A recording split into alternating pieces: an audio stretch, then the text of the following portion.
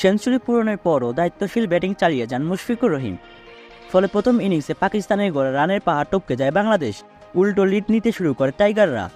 আগে ব্যাটিং করতে নেমে পাকিস্তান যখন 448 রানে বড় পুঁজি পায়, তখন তো বাংলাদেশ মহাচাপে। সেই চাপ সামাল দেন সাদমান, লিটন, মুশফিক, মিরাজরা।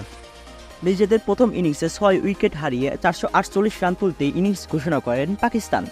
তারা হয়তো ভেবেছিল এই রান বাংলাদেশ করতে পারবে না, বড় লিড পাবে পাকিস্তান। কিন্তু মুশফিকের অনবদ্য ব্যাটিংয়ে সেটা ভুল প্রমাণিত হলো।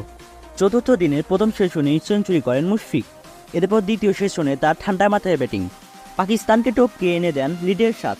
মুশফিকের সাথে লিটনের পর দারুণ সঙ্গ দেন মেহেদী হাসান মিরাজও। মুশফিক মিরাজদের পার্টনারশিপে এগিয়ে যেতে থাকে বাংলাদেশ। উল্টো চাপে পড়ে বাবর রিজওয়ানরা। এদিকে 50 সেঞ্চুরির পর 150 মাইল ফলক স্পর্শ করেন মুশফিক।